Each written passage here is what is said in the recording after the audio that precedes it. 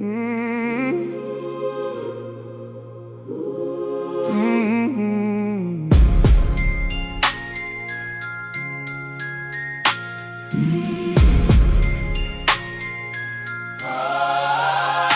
5 years old when the world came apart at the seams, when the news hit the palace like a sword through a dream. Saul and Jonathan falling, the kingdom in flame, and the nurse scooped him up in the ruins and ran. She stumbled, she fell, and the boy hit the ground. The bones that were broken never made a sound. Just a child in the wreckage of a dynasty's end, carried into the nothing and left there to mend. Lo-Debar, no pasture, no word, nothing grows. A place where the forgotten go when nobody knows. He learned how to live in the language of lack. Royal blood and broken ankles, no road leading back. Lo-Debar, where the discarded learn to breathe. Lo-Debar, where the sons of the fallen grieve. He didn't lose a battle, he just lost his footing once, and spent a lifetime hiding in the shadow of his stunts. Lo-Debar, the place between the forgotten and the dead, where a king's grandson learned to bow his broken head. Mephibosheth, the name itself was carved from shame, from the mouth of shame, the scattering, the fractured frame. Son of Jonathan, grandson of the man God stripped the throne. Learning in the silence how to carry that he didn't own. Every morning in Lo-Debar was a rehearsal of the fall. Every step a reminder of the day he lost it all. Not the kingdom, not the crown, not the gilded halls of Saul. Just the moment that the ground came up and took everything called. He must have heard the whispers, every servant, every wall. The last of Saul's bloodline, a threat to David's call. In the ancient East, the new king always cleared the former line. He was hiding from a mercy he had no reason to find, waiting for the soldiers coming, not to set a table, but to finish what the fall began, when he was still unstable.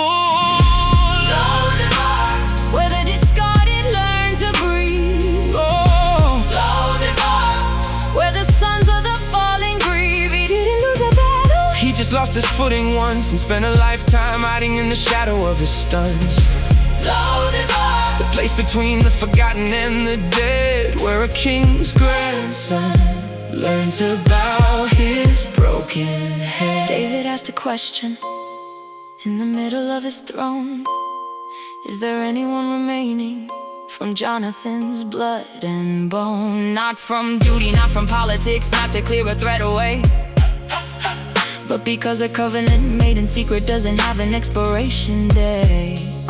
Jonathan had covered David when Saul sharpened blades at night, had stripped his own robe off his shoulders and wrapped David in his right.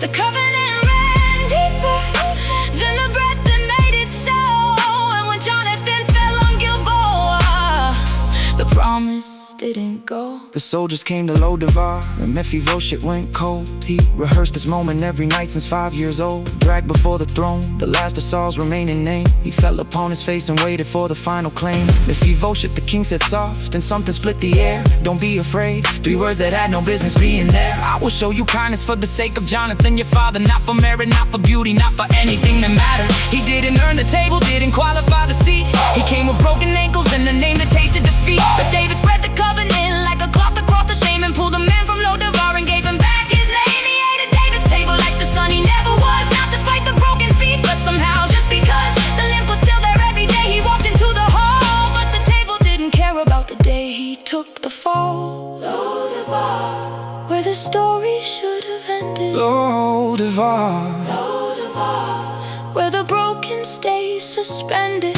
but covenant is louder than the language of the lost, and David set a table at an undeserved cost. Lo-Debar, You can spend a life expecting the blade and find a seat at the king's table by a promise someone else made.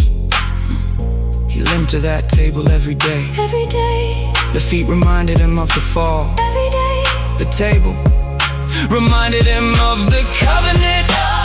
The limb never left, The table never moved. he didn't earn the seat. Jonathan did, And Jonathan was gone. but the promise Outlive the man who made it, outlive the king who kept The covenant was always stronger than the fall.